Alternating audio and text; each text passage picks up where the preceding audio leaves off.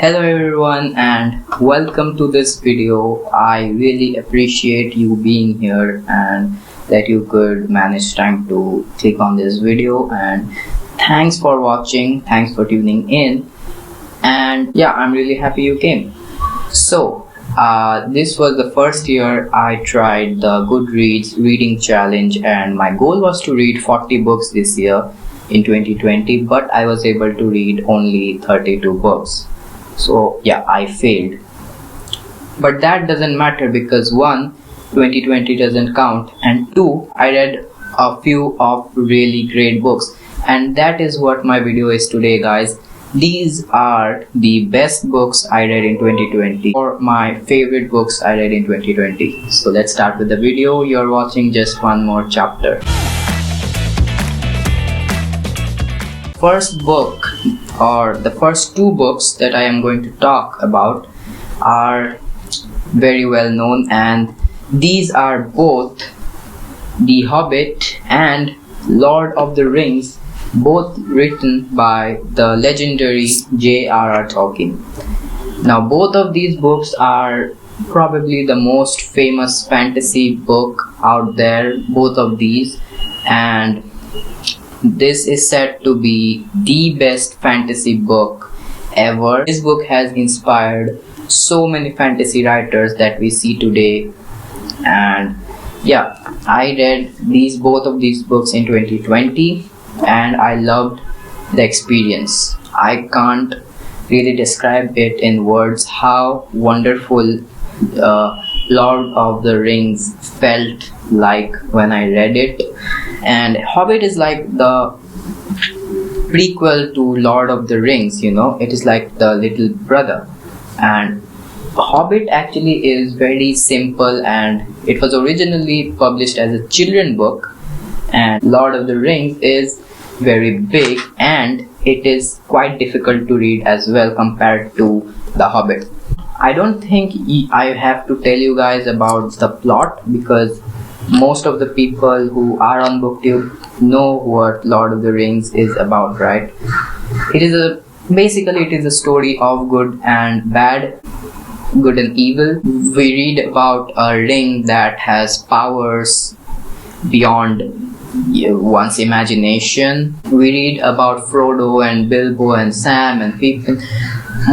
All of the characters are so memorable and so much developed, and I love the characters in this book, the magic system, and Gandalf as well. These are the characters that even if I try, I cannot forget about. These are very memorable characters, and the world building that this book had, it blew my mind. It was so wonderfully described and so immersive. Like J.R.R. Tolkien created an entire language known as the Elvish language for this book, which you may know, and this has maps as well. This has maps in the front page and the last of the book. Like, it is most immersive book I have ever read in my life. And look at the font. It was quite difficult to read as well, as you can see the font, how small it is. And yeah, it took me 3 months to read this book, but it was an amazing experience. On the other hand, Hobbit was very easy to read, and we come to know how the ring came into the possession of Bilbo. And yeah, it was easy read and I loved it. Best fantasy I have ever read. So yeah, I do really suggest that you read The Hobbit first before going into Lord of the Rings. If you haven't, you will get a taste of Tolkien's writing, and it is the way it should be read. But if you want, you can directly go to Lord of the Rings and read the prologue of the book. The prologue has all the things that is mentioned in The Hobbit. So yeah, please do that. And yeah, it was a very good experience to read this amazing book. Now the first book is out, and now I'm going to talk about the second book, again a fantasy book, and that is Six of Crows and Crooked Kingdom, both by Leigh Bardugo. Oh my god, these were such amazing books. Both of the duology. You may know about this because this is all-time hyped fantasy book, and it was worth the hype actually. I read this book in 2 days, which I normally don't do. It is like a 400-500 page book, and I read it in 2 days. So this is extremely fast paced, and I loved all the characters in them. It was amazing to know their backstories, and all the characters are very memorable, and it is full of thrill. They break into an ice court and to retrieve a hostage, and it was all very good. You can see the blurb there, you can read it, and please go for it if you haven't yet. It is a great fantasy, and if you want to start off with fantasy thrillers, maybe you can go with this as well. Amazing magic system. Six of Crows is narrated through different perspectives of the characters. We have 6 characters, and all of their perspectives were very great to know, and what they feel about each other, their history before they do this job, and it was amazing to know. Very delighted that I read it. If you haven't yet, please check these out as well. The next series is another fantasy one, and I'm going to show you that. First, let me collect all of the books. Guess what it is? Yeah, this is my favorite author's fantasy sci-fi series, and it is the Dark Tower series. I read the whole Dark Tower series in 2020, and wow, it was such a great experience to read this awesome series. Now if I tell you anything about the later books, it will be a spoiler for you, but I can tell you a little bit about these 2 books. This is The Gunslinger, the first one, and The Drawing of the Three, which is the second book in the series.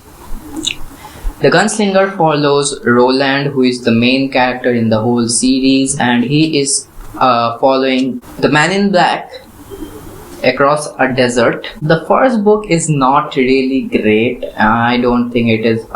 It should have been included in the series. It is a bad start to the series. Stephen King himself says that this book shouldn't have been the start of such a fantastic series. So yeah, I don't consider it to be a really great one. But as I came to the second book, Drawing of the Three, my mind was completely blown away, and I was like, wow, this is something that I want to read. It combines fantasy and science fiction perfectly that I'm spellbound reading it. Now in the second book, Roland sort of meets his companions who will help him to find the Dark Tower. Now I can't tell you anything else about it because it could be spoiler. So please don't underestimate Stephen King. He writes books, alright? This is something that you should read. This is awesome. After Lord of the Rings, if I have any series that I think I have liked the most, it is the Dark Tower series. So please read the Dark Tower series by Stephen King, my favorite author.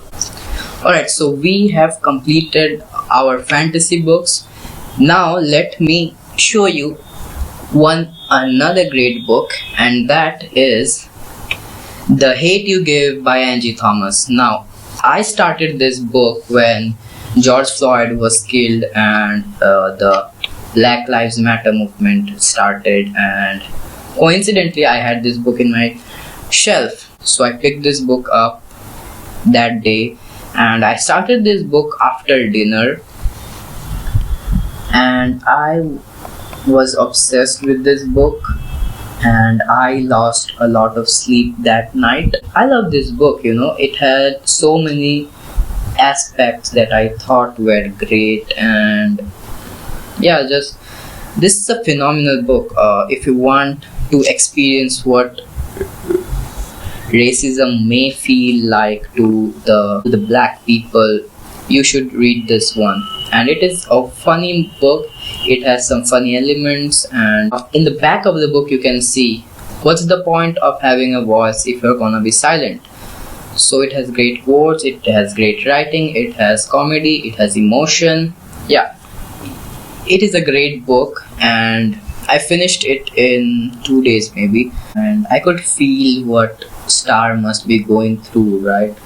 When her best friend is killed in front of her eyes just because his friend was black by a cop. So very relatable to George Floyd incident. It was an emotional book and I loved it. If you haven't read it yet, which I think you have read, please read this one as well. Alright, so the next book that I have in here is my favorite non-fantasy book. And my favorite non-fantasy book is A Suitable Boy by Vikram Seth. I have made a complete review of this book talking about why you should read it. So if you really want to know a lot about this book, go check that video out.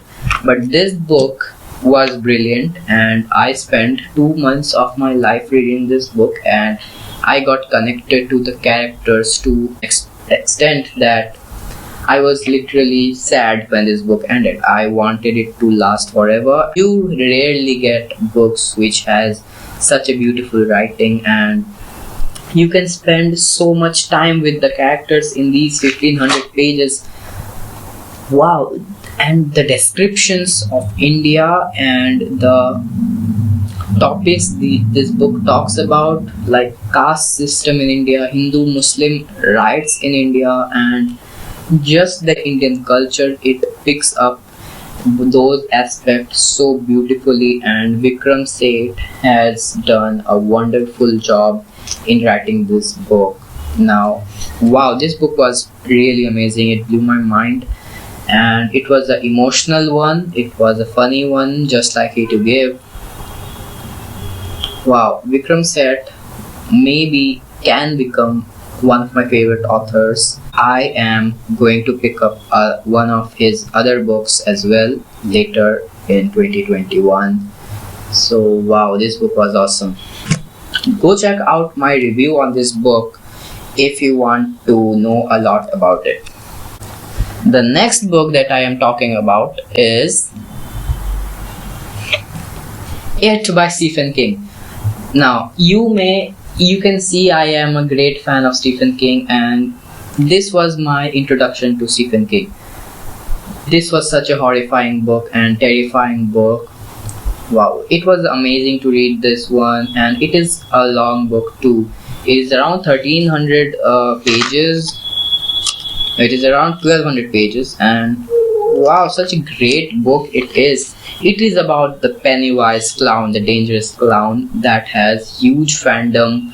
The It movies had huge fandom, huge popularity, but I thought the It movies were shitty compared to the book. The book is so good. We spend so much time with the characters, the Loser Club. This is one of those books that you feel like rereading just after you complete reading it, right? It is one of those ones. It is extremely terrifying. Thrill element is awesome. This book is set in Delhi. It is a small town. It is a fictional town where a lot of Stephen King books takes place, and Delhi is the place where the demonic Pennywise, the dancing clown, lives. He comes out of the sewers every 27 years and kills the children. There are 6 main characters in this book, and all of the 6 characters together form the Loser Club, which has huge popularity. And the Loser Club sort of tries to unravel the secret of Pennywise and his origin. Pennywise knows your deepest, darkest fears, and he sort of transforms him into those fears and haunts you.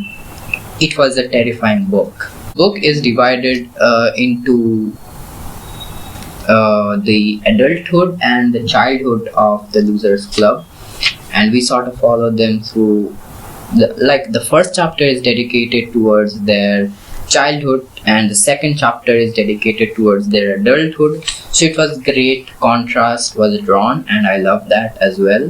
The next book that I'm going to talk about is again another very famous. Most of these books are famous, and this one is The Girl with the Dragon Tattoo. The Girl with the Dragon Tattoo is the first book in the Millennium Trilogy. I have both of those books as well. I have read both of them, but I found that this is the best among those three. This book is about a journalist and a hacker together trying to solve a murder mystery. Henrik Wenger is a character, and that character offers them the job to investigate the murder mystery. Henrik Wenger thinks that his niece was killed by someone in his own family, and so he can't really discuss it with his family members because suspects one of those members has killed his niece. So yeah, he calls Michael Blomkvist and Lisbeth Salander. Both of these characters are memorable. Lisbeth Salander, one of my favorite fictional characters, because she has flaws yet she is very likable, and she is an introvert like me, so I love that aspect as well. And she's a computer hacker and she has a dragon tattoo. Thrill element is always there. Stieg Larsson has done a great job writing these books, but he died before even he knew how popular his books were, so that is kind of disturbing actually, but still. But before you go into these books, I want to warn you that these books are extremely disturbing and graphic, so if you want to read these books, you have to build up your mind before you go into it, because it is quite disturbing. But yeah, still great. And the next book that I have here is another chunky one, and it is The Sacred Games by Vikram Chandra. Sacred Games, I have done a separate review of this book talking about why I loved it. You can check that one out as well. All the links will be down below. And yeah, let me tell you a little bit about Sacred Games. It was such a great experience to read this book. Just wow, it was great. It is definitely better than the series that Netflix released in India. And it is basically a crime thriller. Describes India beautifully, like A Suitable Boy did, but it is more on the gory side, It's like more of the violent side, more on the gangster side, the corruptionist side, and it also tells us a lot about the polices of India, the law of India and everything, and most of all the gangsters of India. It is what it is. We follow terrorism and corruption and all of those great things, but the thrill element that it had was awesome. Just it had one problem, and those were the subplots that it had. Very boring subplots, which you can definitely skip. But still, very great read. It was like very good writing was there, and the characters were awesome and very relatable as well. It had Hindi dialogues, so Indians will really like this book. But even if you are not an Indian, Sacred Games is a nice book. Go check out my review if you are making plan to read this one as well. These were all the books that I wanted to talk about in today's video. I hope you liked it. I hope you have found some books that you will add to your TBR in 2021. And it was a great talking to you guys. You guys are awesome. Yeah, comment down below if you have found any good books that you want to read, and till then I will continue to read a book, and I will see you guys in the next video. Thank you for staying so long in this video, and I appreciate you being here. Thank you very much. Bye guys, I'll see you guys in the next video. I was so excited for this and I'm done now. Bye.